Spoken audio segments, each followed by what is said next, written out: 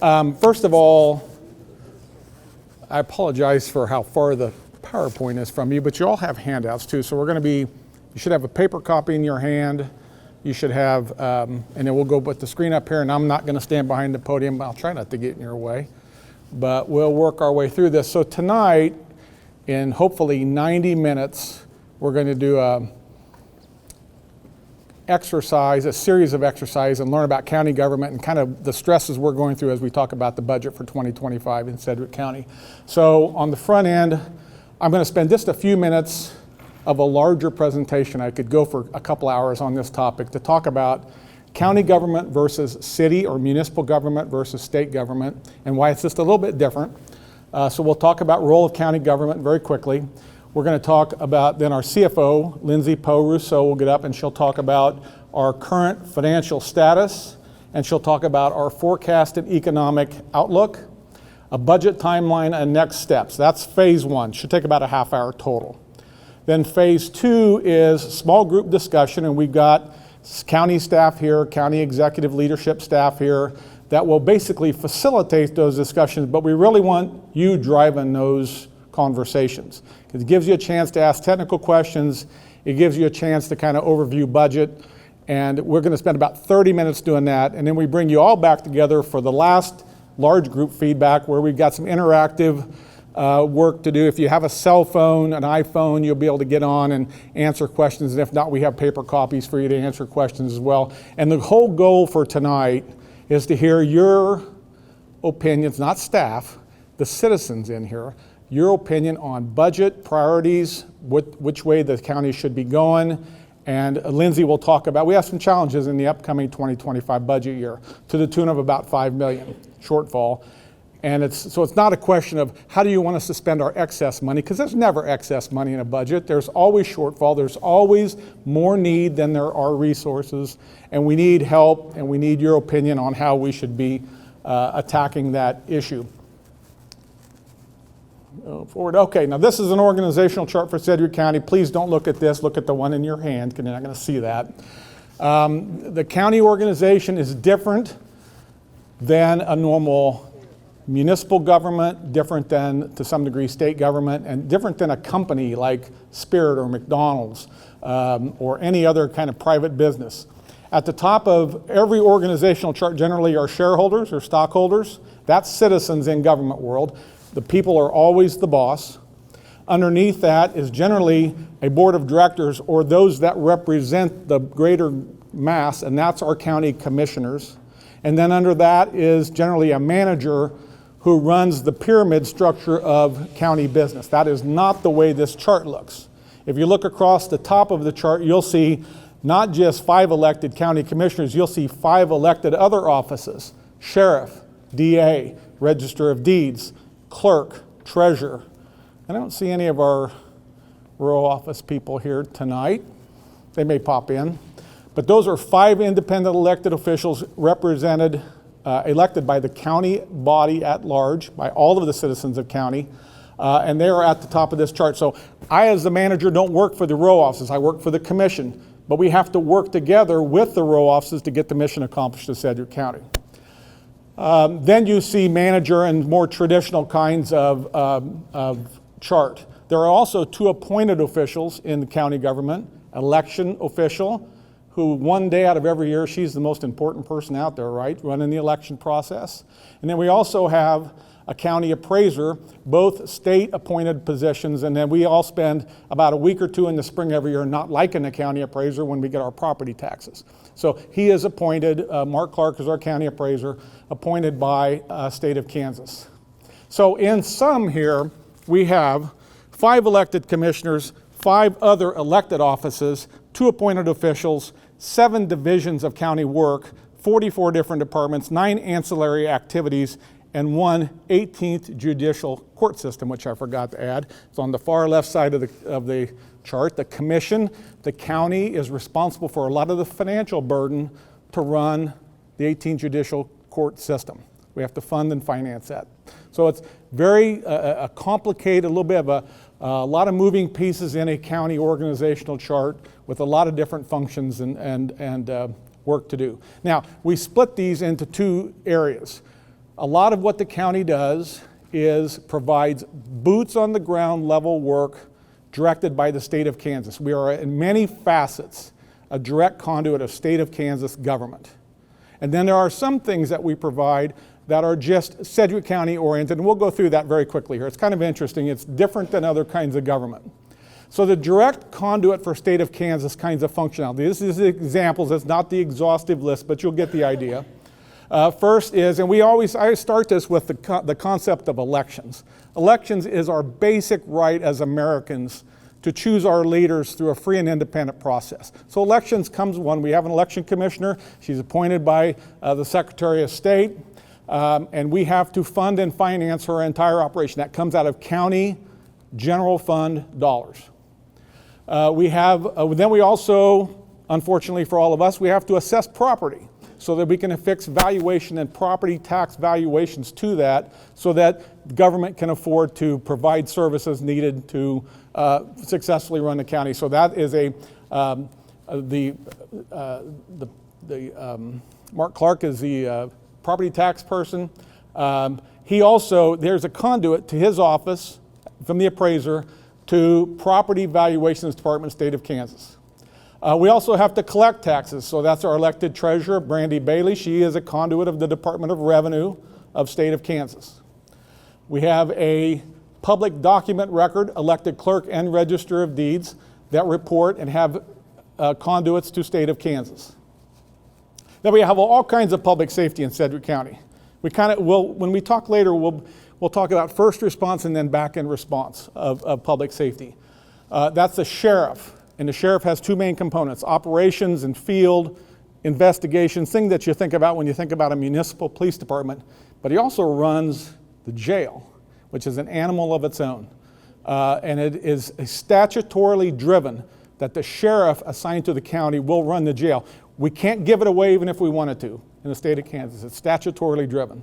So sheriff, DA, Office of Judicial Court of the 18th Judicial District, all work under the auspices of state judicial affairs. They all report and are conduits to that functionality in state government.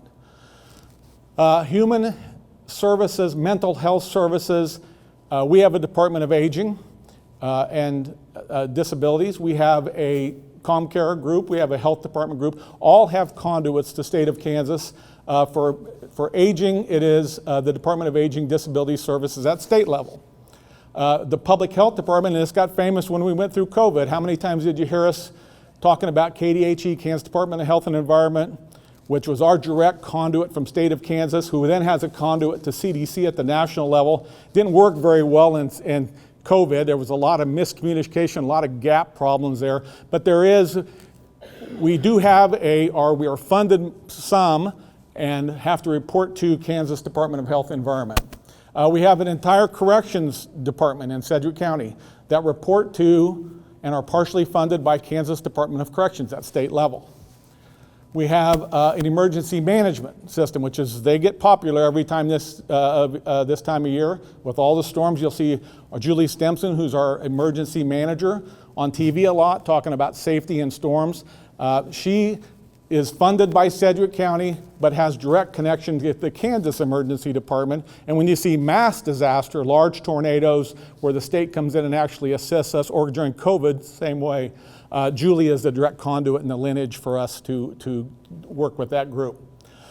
Public Works and our public engineers here tonight, Lynn Packer's here. They work in both worlds. They have some state connections. Whenever you see large-scale highway projects done, think about the North Interchange that we did a year or two ago, still a work in progress. That was a Kansas Department of Transportation initiative.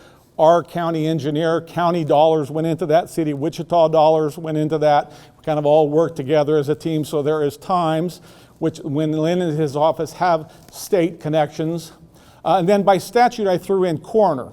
We have to have a coroner. Every county in Kansas, all 105, have to have a designated coroner by statute. Can't get rid of it if we want to. So we have to fund that, operate, and make sure it's efficient. Okay, now some that aren't definitively state managed or state oversight. EMS and Office of Medical Director. Now, somebody has to provide EMS. It doesn't have to be Sedgwick County. It is in this county because we choose it to be that way. We fund it that way.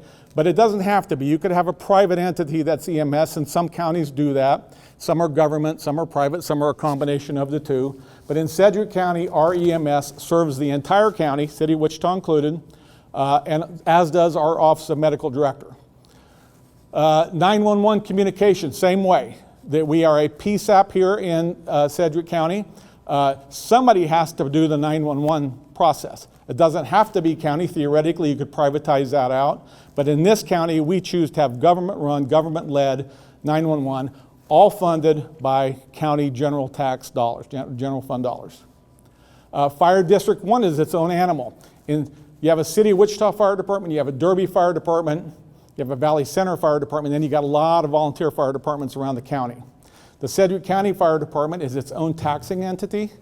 The county commission serves as a fire board to oversee that taxing entity, and their service is to the unincorporated county. About the 68 or 70,000 people that live in an unincorporated county use that for fire service. I don't think we have any fire people here today, but I will tell you that fire officials work together in tandem to protect the county at large. So you'll see Sedgwick County Fire coming into City of Wichita, City of Hayesville, City of Derby. You'll see Wichita Fire going into county, Hayesville Fire going into county. They help each other and work together as first responders, but the county fire department, funded by the taxation on that fire district, strictly is supposed to serve unincorporated county. Okay, then you have the metropolitan area stuff. Metropolitan area building and construction, metropolitan area planning department. Those are specific departments that serve only Sedgwick County. Planning department does all land use discussions and zoning cases. Building and construction, if you are a contractor or a tradesperson in Sedgwick County, this is the group that you get permitted from. This is the group that licenses you and makes sure that you do good work for the citizens of Sedgwick County. MABCD, Metropolitan Area Building and Construction, is a city-county joint venture, although they do serve a number of small cities in the county as well, and over soon to be, and we have some footprint in Sumner County as well. All revenue generated, they do not rely on, the building and construction component does not rely on property tax dollars. MAPD, the planning department, does. We split that even with City of Wichita. We pay half at a general fund, and the City of Wichita pays half out of their tax fund as well. Regional Forensic Science Center works strictly for Sedgwick County. There are two counties that have Forensic Science Center, us and Johnson. KBI runs forensic science centers around the state, but we're so big with so much population and so much business that we run our own here locally, funded by local tax dollars. And then the other hat that Lynn wears is the public works component, where they do road and bridge work, small scale stuff specific to Sedgwick County. His group provides that as well. So these are different, it's a different model than what you'll see in a city. We have administrative functions that we have to finance and fund, and this all comes back to budget, right? We're gonna all get to the how are we spending the money idea here at the end of this. So we have administrative functions like any other company. We have to have finance department. Just to run general budget now, I will tell you, and I come from the city side of the street, I worked for Wichita for a number of years, and I came to the county. The county budget is more complex. Why? Because there's more grant money flowing into over half of the money we manage in Sedgwick County is state pass-through or federal grant types of dollars. So it takes skill, different kinds of skills to manage finance when you're having to apply and adhere to rules set forth by you from the state or from the federal government. So you have to have finance and then add, Lindsay's here, you add CARES or ARPA federal dollars during COVID, it got way more complicated. And so actually for the last 2 or 3 years, our finance department has had to manage about $100,000 to $200,000 more than a normal budgetary cycle just because of the federal grants rolling in that we try to use to help people in this county recover from COVID. You have to have, I'll come back to economic development. You have to have an IT area. We run computers, right? We're all computerized. We all keep spreadsheets. We don't do stuff on paper anymore. So you have to have an IT department. We're very dependent on that. There's computers in police cars and fire trucks and EMS and all of our workstations to where we have to have a bona fide IT department. And they're becoming more and more important. See City of Wichita 2 or 3 weeks ago when they get hacked. The security and functionality of that's becoming more critical, and it costs dollars, it costs tax dollars to run that kind of entity. We all have to have a human resource. We have about 2,800 employees in Sedgwick County. They have to be hired, they have to be trained, and so we need a human resource element, which we have. You can't live life without lawyers, right? I don't have any lawyers in the room, but you got to have legal staff. This commission wrangles a number of complex issues in a given year, and many times they will need legal guidance. We have employees, so you have employee issues, you need legal guidance. So we have a law office, and then we drive cars, right? We have sheriff cars, and we have fire trucks and EMS, public works vehicles, so you need a fleet facility. The economic development part of this is interesting, that we all expect, we want the county to grow. Most of us do. Some of us don't, but most of us do, because in growth comes change and prosperity, and you can spread the tax burden across a bigger spectrum of people, so we want growth. Instead of having an economic development section within the county, we vend this out to the Greater Wichita Partnership. They do really good work. It's their wheelhouse and specialty, and we give them X amount of money per year, $400,000 a year per year, to take care of all economic development issues that we face as a county. Wichita does the same kind of thing, because it's good to have their expertise there. We have ancillary functions in the county that you may not think about, and that impacts county government. We are the managing partner for Intrust Bank Arena. County taxpayers 10, 12 years ago voted for a temporary sales tax to build it. We operate it to this day. We have some financial obligation, but luckily the arena, through our partnership with a private vendor, is making enough money to where you're not really seeing tax money flow into that right now. And that's good. We want to keep that as perpetual. But we do spend time running Intrust Bank Arena. Lindsay, our CFO, happens to be the managing entity of that. We have 2 attractions, a zoo and exploration place, which are given general fund tax money. The zoo is unique because we own the property. It's county property, county buildings, and about half of the employees out there are county employees, to where we are actually paying them. They are county employees, and the other half are Zoological Society. So it's the consummate public-private partnership, and we spend every year on the zoo roughly $9 or $10 million of tax money going into that to keep that zoo premium in its space. Exploration Place, similar model. It's actually on City of Wichita land. It's a county building. There's one county employee, and that's the director. All the other employees are Exploration Place funded. We pay them $2.2 million of general fund per year for operational and programmatic expenses. And then the Extension Center. We have the Extension Center leader here today. The Extension Center is a joint partnership, and I might let her explain it better than I would. It's a joint partnership with K-State University. Roughly, Lindsay, $825,000 per year helps fund the operations, a similar relationship that we have with Exploration Place, to help Doctor run her operations there throughout the course of the year. So those are the essential areas of Sedgwick County. And now I'm going to let the finance person tell you about dollars. It's going to take us just about 30 seconds here to switch mics. Hello. It's nice to see a lot of familiar, friendly faces out there. So hopefully we can keep it that way through this presentation. So I am going to talk about 2 parts real quick. I am Lindsay Poe-Rousseau. I'm the CFO for the county. I think the request is, as we go through this, maybe make notes and then save questions for the small groups. Is that right, Nicole? So I'm probably going to throw a lot of information at you. I'm more than happy to talk about any of it here or later, but just wanted to let you know that that is our game plan for now. So what we first want to show is just at a very high level, how does all of that service that Tom just laid out, all of those different departments, how do they fall across a budget? So Sedgwick County has a budget just a little bit north of $500 million. When you don't take into account all of that COVID funding that Tom talked about, we are still living with ARPA today, American Rescue Plan Act. We were allocated $100.2 million, and so that does continue to influence the budget, but what we want to focus on here is just our operating budget. So what you can see on this slide, it's basically just a fancy pie chart that shows you that the most spending that Sedgwick County does, and it probably won't surprise you after what you heard from Tom about the various functions that the county performs, Our biggest single function is public safety. The sheriff alone, by far, is the biggest single department in Sedgwick County. His budget is just around $80 million on an annual basis. Next, behind that is general government, and that includes operations of more than 30 departments, everything from the clerk and register of deeds up through the commission, finance, HR, IT, all of those kinds of things that you might expect to be there as a support function.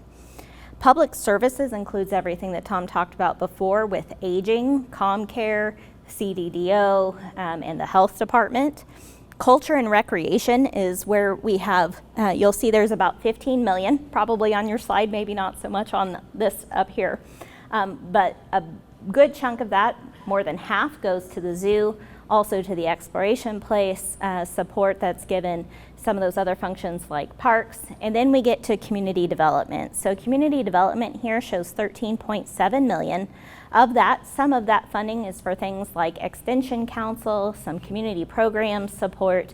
A good chunk, though, the vast majority, is actually for a 1.5 mill levy that is set in state statute for WSU.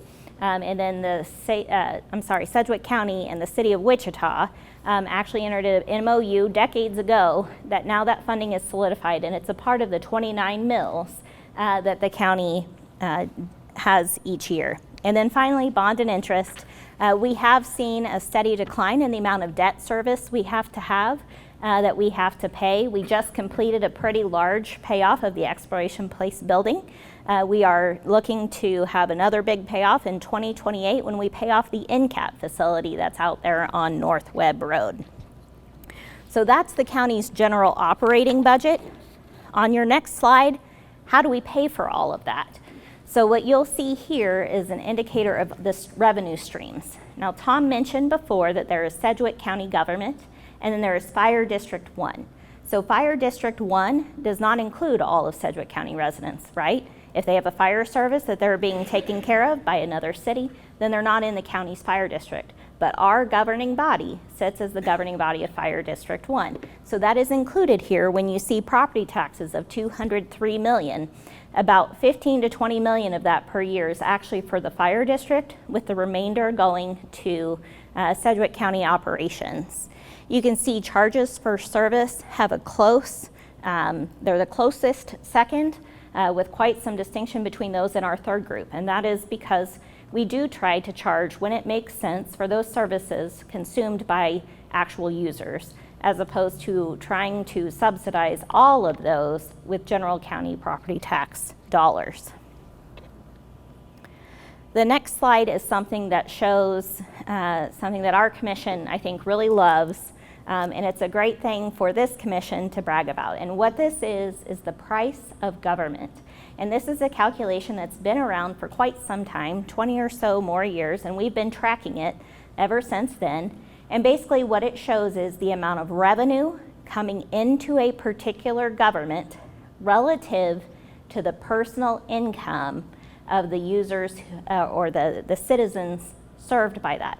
So what we love to be able to show is that over time, if you look at this blue, red and blue, rock chalk, I gotta throw it out just once. The blue is 0.98, that's less than 1 penny. That's the 25-year average. What you can see on this chart is that since 2010, since the Great Recession really started impacting Sedgwick County government, and we saw some massive budget cuts that former Commissioner Norton is here and had to live through, we have actually been down around even less than that, 0.85 of a penny. So not even a whole penny is going from citizens to support Sedgwick County government. And for anyone who cares, the benchmark generally is about a penny. So we're well below that benchmark. So we do have good news. We're gonna get to the bad news in a minute. I don't want anybody to think this is too rosy. But the good news right now is we have a AAA credit rating. And at our last budget roundtable, folks asked, well, so what? What does that mean? Well, we are one of 2 counties in the state of Kansas to have a AAA credit rating from S&P, and one of 106 in the country. So we are very proud of that, because when we get those credit rating analyses, what those folks consistently tell us is that we demonstrate good financial management, solid reserves. So that's why, even though you're going to hear some bad news tonight, the county has a strong track record of being very deliberate and thoughtful in approaching how to make a budget balance. We have just had our 4th perfect audit from Forbes. That doesn't mean that we're perfect. It just means that we are consistently showing that we have good internal controls in place. We follow those, we identify issues, and we proactively address them. So certainly something we are exceptionally proud of. As I talked about, our debt balances are very low. We're down below 10% of the state benchmark. We have less than $100 million in outstanding debt, and so that is an exceptional amount of debt that we carry. You already saw the price of government ratio.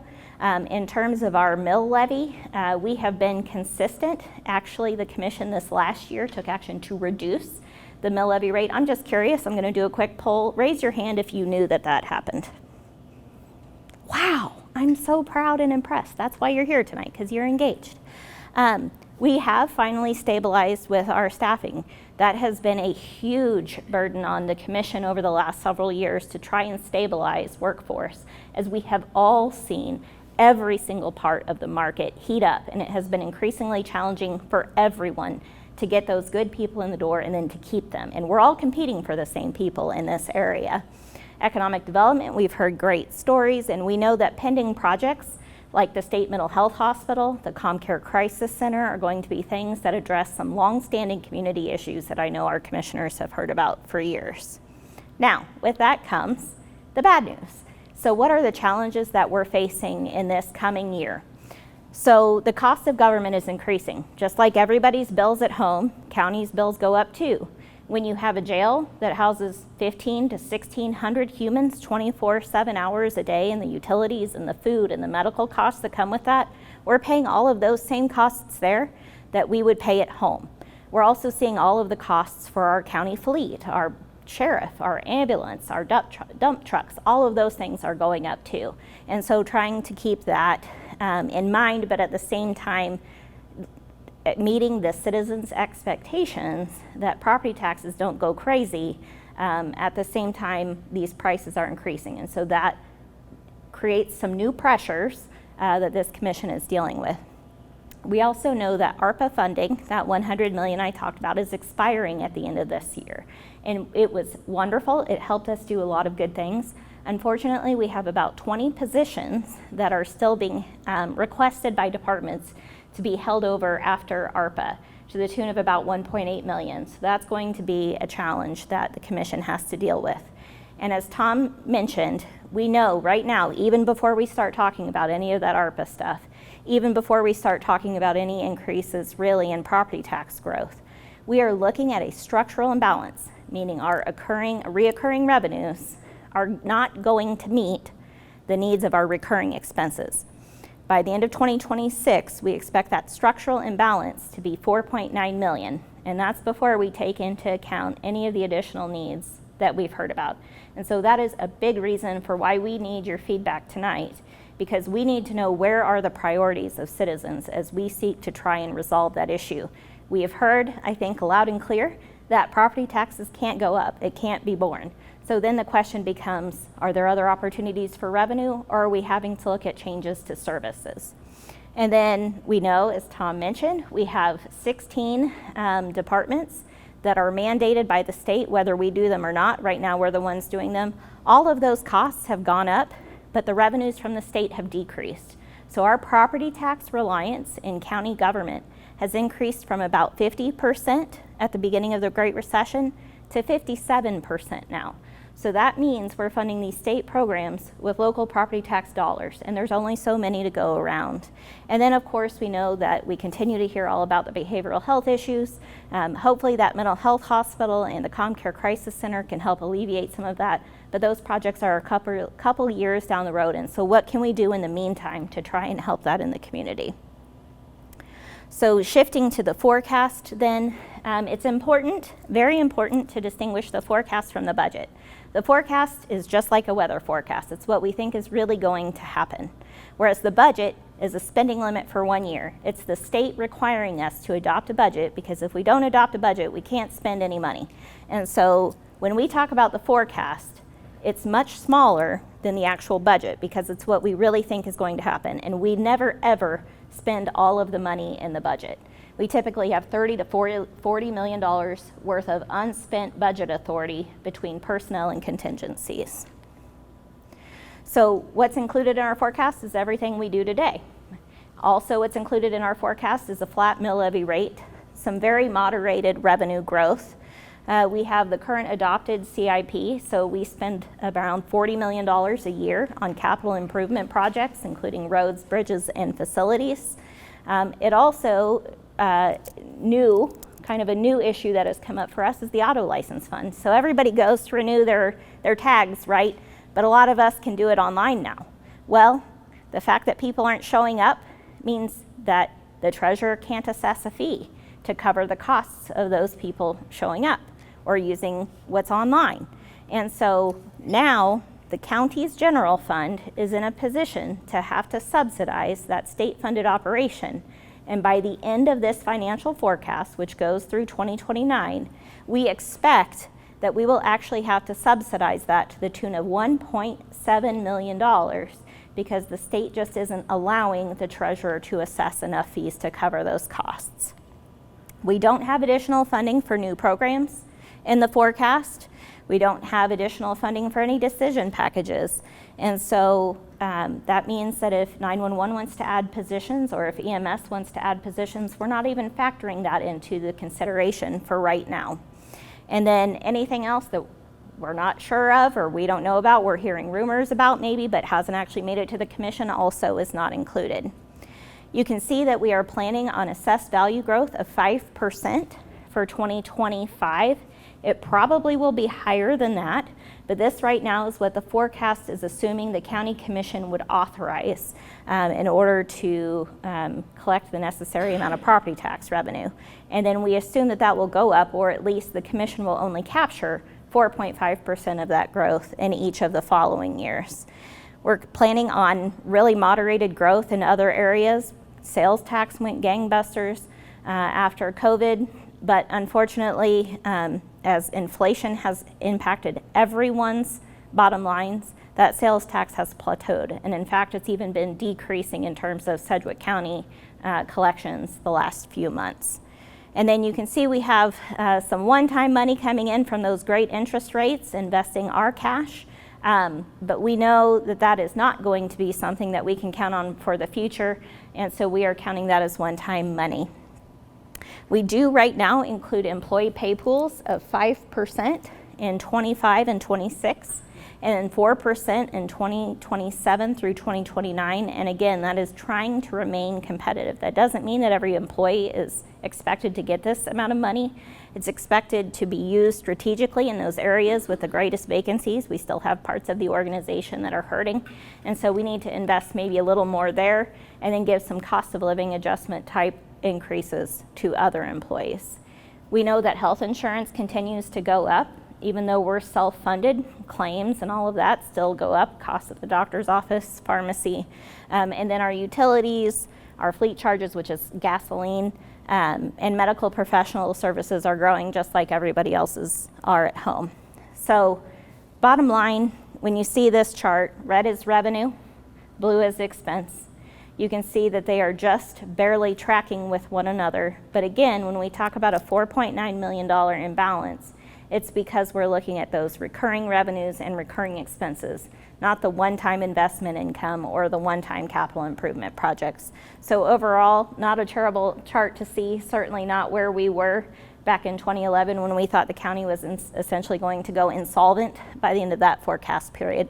But still a challenge for us to deal with. So with that, we will move to the next section. Again, my name is Nicole Gibbs. I'm the Director of Strategic Communications, and I wanted to take this moment to go through what our budget timeline looks like. This is very similar from year to year. We're doing a couple new things, which is these events. But here we go with that. So in February, both February 15th and 16th, the commissioners had budget workshops. This is where they talk about the forecast, where we've been some bigger picture type conversations, and that's held over about a day and a half to 2 days. From there, we have the manager goes through the budget, and this is when departments will propose budget options, and then these are brought to the Board of County Commissioners for budget hearings. Those started on May 1st, we had HR, the county counselor, IT, the Register of Deeds, county treasurer, and culture and recreation come and present their ideas. May 2nd was another big group, with it being the Division of Public Safety that included the Office of the Medical Director, Emergency Communications, or 911 as they're commonly called, Emergency Management, EMS, Fire District 1, the Regional Forensic Science Center, and the Department of Corrections, and MABCD, which is the Building and Construction Department. On May 6th, we had the Election Commissioner, County Appraiser, the Planning Department, the 18th District Court, along with Public Works that came and presented to BOCC. May 7th, we had Public Services that included administrative services as well, and the Technology Review Board. Also on May 7th, we had the Sheriff's Office, the District Attorney, Finance and Community Development, the County Manager and Strategic Communications, and also the BOCC budget, along with the County Clerk. And then everything was wrapped up on May 10th with capital improvement projects. So the next step in this project, or this process, is we're having our roundtable discussions. We had our first one on May 20th, and this is our second one today. The next steps in the process is July 10th, the county manager will present to the Board of County Commission his recommended budget for 2025. That will take place at the regular meeting at 9 a.m., which is at the Ruffin Building. On July 1st, we do have a public hearing that is held in the evening. And that is where you guys, anybody can come in and give feedback on the recommended budget. And then on August 21st is a big day for us. At 9 a.m. at the meeting, we will have our second public budget hearing, but that is also when the commission typically or plans to adopt their budget for 2025. And that is the end of our information. So if you guys are all overloaded, you're in a good spot.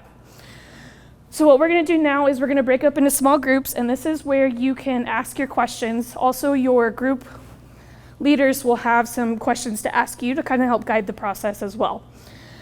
So from my math, mind you, I'm a words person, not a math person. I counted about 24 of you, so we're going to break up into 3 groups. We will have our first group over here. This will be led by Assistant County Manager Tanya Cole. And so if you'll have folks go over here. Our second group will keep here in the middle, kind of at this front table, and that will be led by Mike Elpers. He's our Chief Information Officer. And then our third group will be over here on my right, your left. Will be led by Rusty Leeds. He's also our Assistant County Manager. So at this time, we'll take a few minutes to break up into groups. Again, the goal is to have 8-ish people in them so that you all have an opportunity to participate in the discussion. We will take about 30 minutes to go through the questions. There's about 6 or 7 that they have for you. And these folks, these leaders that are leading, they're also a wealth of knowledge. So if you have any questions, they'll be able to answer them.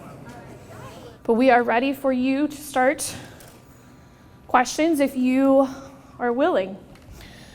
We have 7 of them. You will find as you go through them, they're going to be very similar to what we just talked about. The first question was, what did you learn from the presentation that was new to you?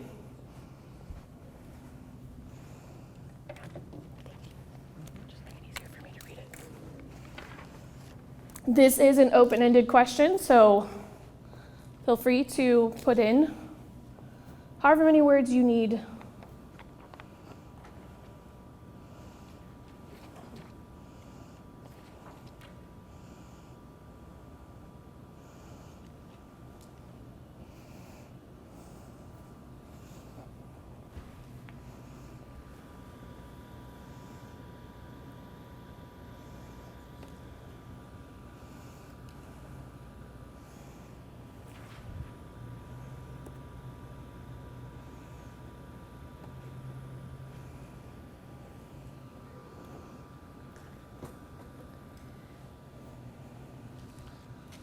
We'll give you all just a few more minutes. Again, the question is, what did you learn from the presentation that was new to you?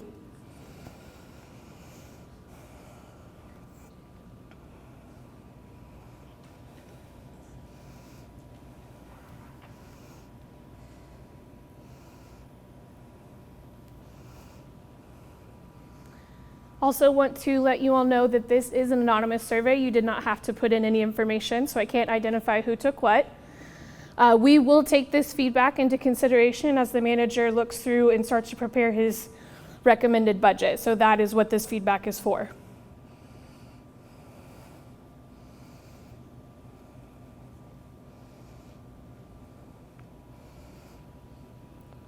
Take one more moment to make sure everybody had a chance to complete the question.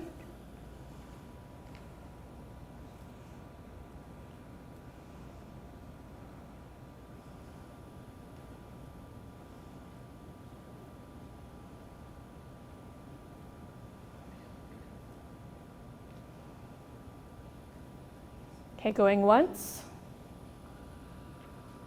going twice. Okay, we're going to head to the next question. Now this is a ranking question. Rank from most, which is the top, to the least, which will be the bottom, the following characteristics that you feel best align with Sedgwick County. On your phone, you'll be able to click which one of these options, and then you can tell it to go up or down. So if you want it to be, you think is the most accurate, you want it to be at the top. If you think it is the least accurate, you want it to be at the bottom.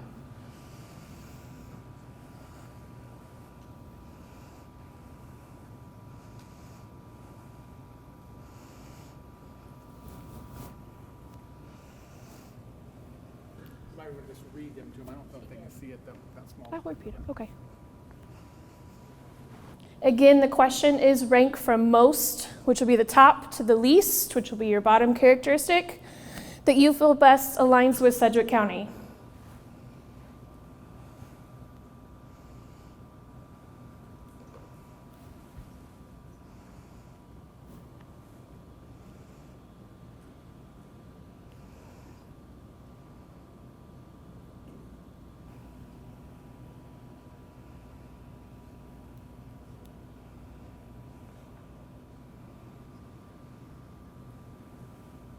Feel like we're getting close. We'll take just a few more moments before we jump to the next question.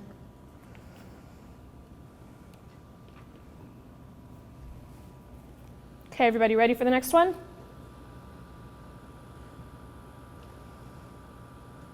Question 3. Choose 6 Sedgwick County government services you feel are done well. You should be able to select individually up to 6, and those will show up here on the board. Once you've reached 6, it will say you're done, but you do have the ability to change your answer if you change your mind. Again, the question is choose 6 Sedgwick County government services you feel are done well.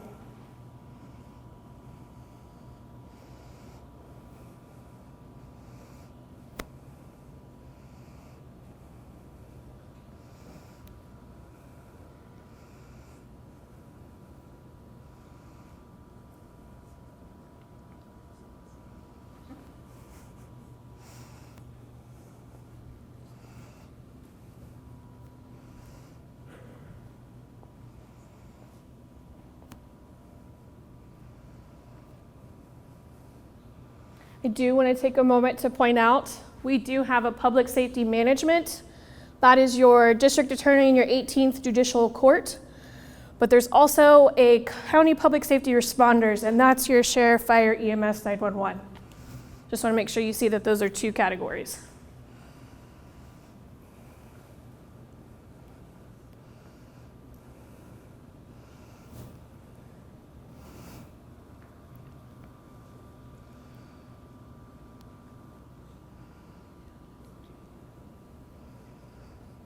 We'll have just a few more moments on this question, and then we'll head to the next one.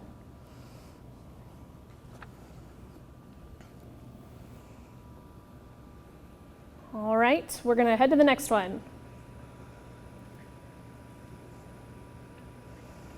All right, so on this one, you want to choose 3.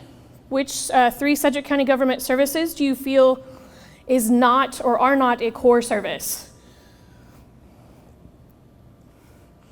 So of all the offerings that Sedgwick County has, which one do you feel is not a core service?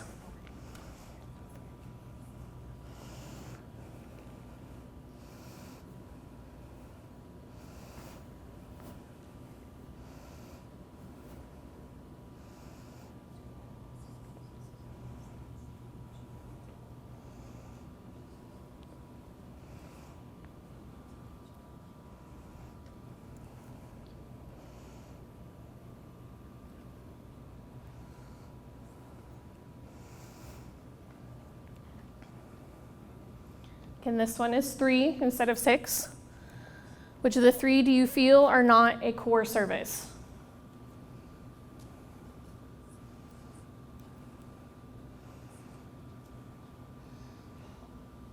We'll take just a few more moments and we'll head to the next question.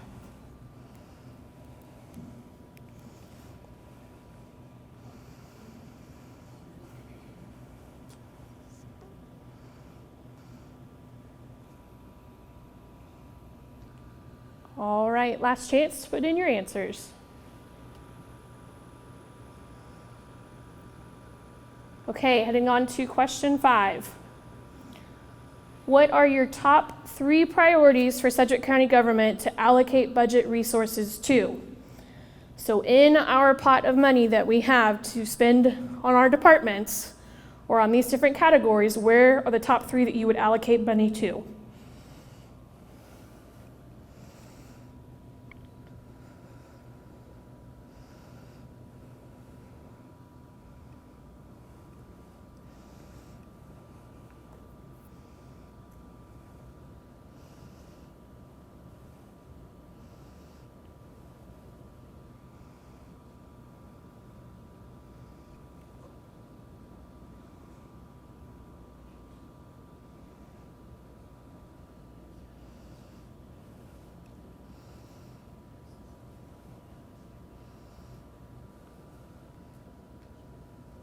We'll take just a few more moments. Got 2 questions left after this one.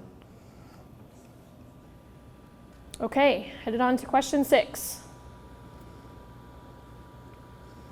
If the commissioners were to lower property taxes, what would be your top 3 areas where funding could be trimmed? Again, if that pot of money that we have is less, which areas do you feel we could trim? This is also a choose 3.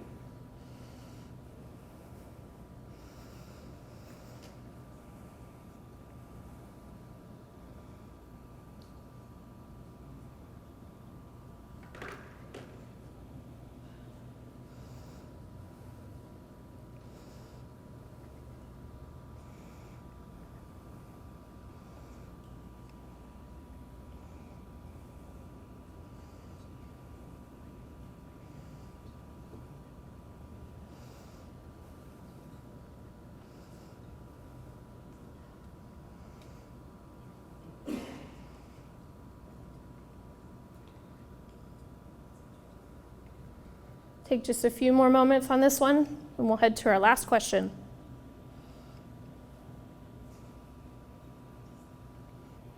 Okay, we're going to head to our last question. Oh, there was movement.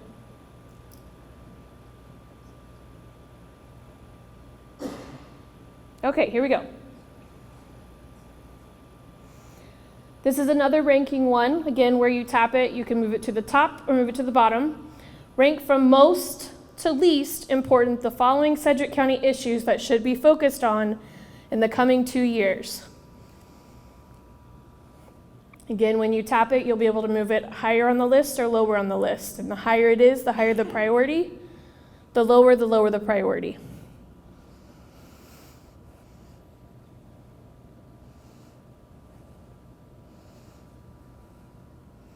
Again, this one you are ranking from most to least the following issues that should be focused on by Sedgwick County over the next coming years.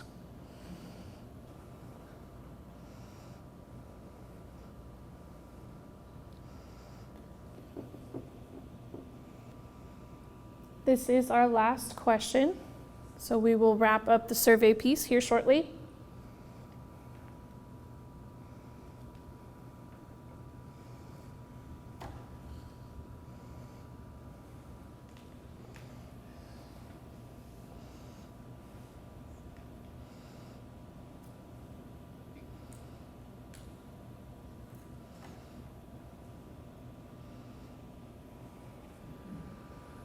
Okay, I'm going to end the survey. Everybody good? We're good? All right. Thank you. Appreciate your time and your responses. We want to do just a quick couple pieces left of the presentation, and then that is where we stand. So again, just a reminder, upcoming on July 10th, the county manager, Tom Stoltz, who spoke to you to start with, will be giving his recommended budget to the Board of County Commissioners at the 9 a.m. regular meeting. We do broadcast those meetings online. You can watch it on KPTS. You can also find them on Facebook and YouTube, and we do that live so you can see it live in action. Once the recommended budget is presented, it will go on our website so that you or anybody in the community can see it. We will also open an online platform for you to give feedback. On July 31st in the evening at 6 p.m., we will have a public budget hearing at the Ruffin Building. And then on August 21st, there will be a second public budget hearing at the 9 a.m. regular business meeting. And that is also when the commissioners plan to adopt the budget for 2025. And that is our presentation for today. If you have questions, additional questions that you didn't get answered, or if you have some feedback to share, I have some QR codes up here that you can scan and take the survey online. We'd appreciate any feedback on the process, presentation, what you liked, what we can do to continue this in the future. Also, if you go onto our website, you'll be able to see under finance and budget, we have an outline of our whole process that links to the different videos of the meetings that were held, so you can kind of step by step through this whole process as well. With that, thank you very much for your time. We appreciate it. And that is all we have for tonight. Thank you.